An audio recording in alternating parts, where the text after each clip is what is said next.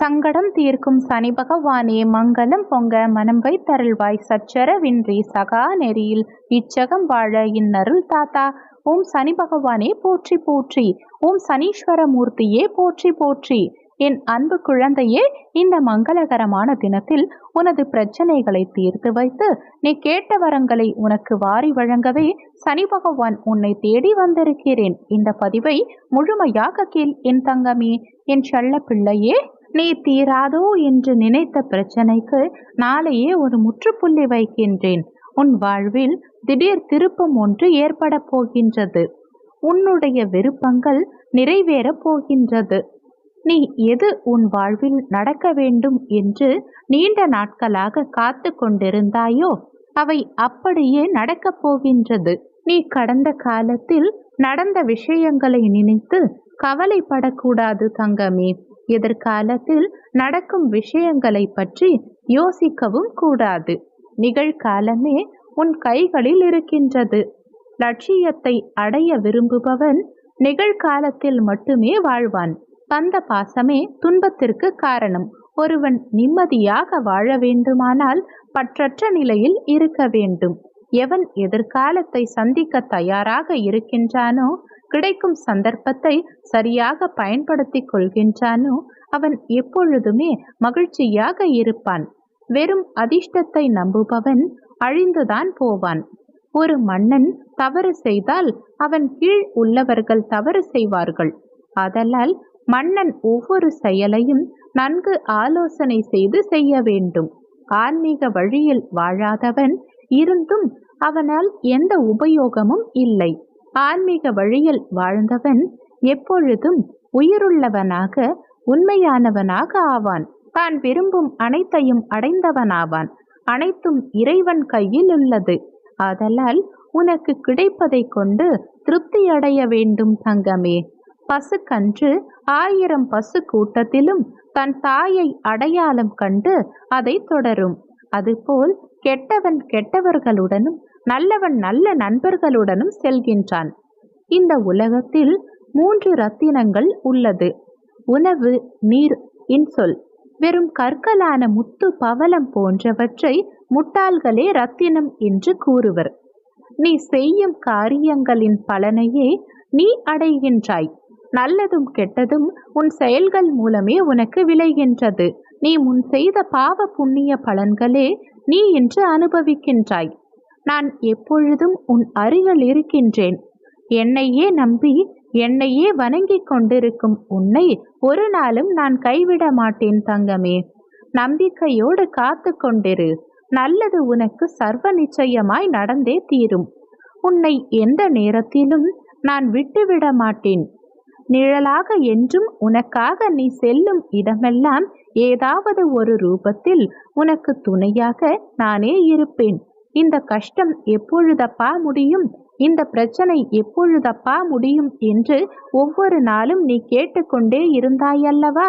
தீரவே தீராது என்று நீ நினைத்த பிரச்சனையை நாளையே உன் அப்பா நான் தீர்த்து வைக்கின்றேன்.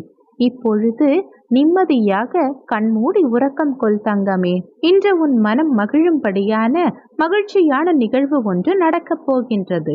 உற்சாகமாக உன்னுடைய கடமைகளை இன்று செய்து கொண்டே இரு தங்கமே. நீ சந்தோஷப்படும்படியாகவும் உன்னுடைய வாழ்க்கையில் சந்தோஷம் நிலைத்து நிற்கும்படியாகவும் ஒரு நிகழ்வு நடக்கப் போகின்றது. வாழ்க்கையில் ஒருவருக்கு வரும் கஷ்ட காலம் என்பதற்கு முதல் பாதியே விதிதான், கர்ம வினைதான். மறுபாதி அவரவர் மனம்தான் காரணம். அவர்கள் முன் நிற்பது எதிர்நிலை சூழ்நிலைகள் அல்ல தங்கமே. அவரவர் மனதில் தான் இருக்கின்றது எதிர்நிலை. பகைவர் வெளியில் இருப்பவர் அல்ல. மாயை என்ற வேறு ஒன்றும் இல்லாமல் உன்னுடைய ரூபத்திலேயே தான் இருக்கின்றது. உடல் நிலையற்றது தங்கமே. முந்தைய பிறவியில் வேறு உடல், இந்த பிறவியில் வேறு உடல். ஆனால் ஆன்மா என்பதுதான் நிலையானது. நீ உன்னுள் குழம்பும் காரணம் மாயை என்ற எதிர்வினையும் ஆன்மா என்ற நேர்மறை சாயல்களும் தான். நல்லது உன் மனதில் யோசனையாய் செயல்படும். ஆன்மாவிடம் மாயை என்ற ரூபம் சண்டையிடுவதுதான் மனம் படும் வேதனை. அந்த வேதனை உன்னில் எழும்பொழுது உன் நிம்மதி தூள் தூளாகின்றது. இவைகள் எல்லாம் உன் வாழ்க்கையில் முடிய போகின்றது தங்கமே. உன்னுடைய கர்ம வினையால் நீ பல கஷ்டங்களை இதுநாள் வரை அனுபவித்து விட்டாய். ஆனால் அவையெல்லாம் உன் அப்பாவின் ஆசிர்வாதத்தால் முடிய போகின்றது. எப்படி முடிய போகின்றது என்றுதானே கேட்கின்றாய் என் தங்கமே? உன்னுடைய கர்மவினை முடிய போவதினால்தான் இப்பதிவு உன் கண்ணில் பட்டிருக்கின்றது. சூரியனின் வெளிச்சம் பட்டு அகண்டம் எப்படி ஜொலிக்குமோ அதே போல என்னுடைய பேரொளி பட்டு நீ ஜொலிக்கப் போகின்றாய். உன் வாழ்க்கை ஜொலிக்கப் போகின்றது. உன் மனம் நிம்மதி சந்தோஷம் என வாழப்போகின்றாய்.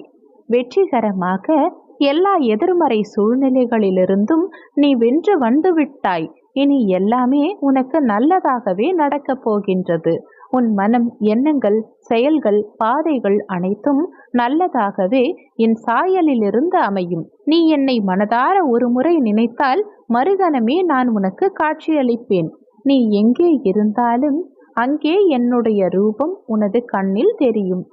ஏதாவது ஒரு ரூபத்தில் நான் உன் அருகிலேயே இருந்து கொண்டு உனக்கான வழிகளை காண்பித்து கொண்டே இருப்பேன் தங்கமே. நீ படும் வேதனைகளிலிருந்தும் நீ படும் கஷ்டங்களிலிருந்தும் முழுவதுமாக விடுதலை பெற்றுவிட்டாய். இனி நீ எடுத்து வைக்கும் ஒவ்வொரு அடிகளிலும் வெற்றி காண்பாய். இனி நடக்கப் போகும் அனைத்தும் உனது நன்மைக்காக மட்டுமே நடக்கும். உனது கஷ்டமான வாழ்க்கை மாற வேண்டும் என்றுதானே நீ என்னிடம் வந்தாய். என்னை நம்பி வந்த உன்னை நான் எப்படி கைவிடுவேன் தங்கமே? ஒரு நாளும் விடமாட்டேன். நீ நினைத்ததை நினைத்தபடியே நான் நடத்தி காட்டுகின்றேன். உனக்கான வாழ்வில் முடியும் முடியும் என்று சொல்லிக்கொண்டே போராடிக்கொண்டே இரு தங்கமே. நிச்சயமாக நீ ஜெயிப்பாய். எல்லாம் நல்லபடியாய் நடந்து மங்களம் உன் வாழ்வில் அரங்கேறப் போகின்றது. நிம்மதியான வாழ்க்கையை நீ பெறப்போகின்றாய். நானே உனது பலமாக இருப்பேன். நானே உனக்கு எல்லா சூழ்நிலைகளிலும் ஆதரவாக இருப்பேன். இதை மட்டும் நன்றாக நினைவில் வைத்துக்கொள் தங்கமே. நீ துன்புற ஒரு பொழுதும் நான் அனுமதிக்க மாட்டேன். உன்னுடைய நலன்களை என்றும் கவனமாக பார்த்துக்கொள். நான் அதனை பார்த்து கொள்வேன். உன்னை விட்டு சென்றவற்றை நினைத்து மட்டும் நீ ஒருபோதும் கலங்காதே, வருத்தமடையாதே.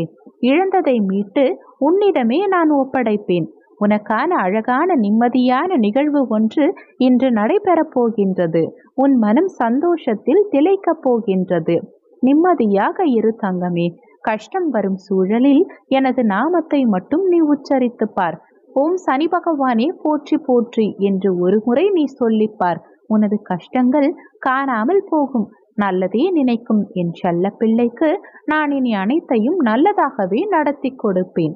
ஓம் சனி பகவானே போற்றி போற்றி. ஓம் சனீஸ்வர மூர்த்தியே போற்றி போற்றி.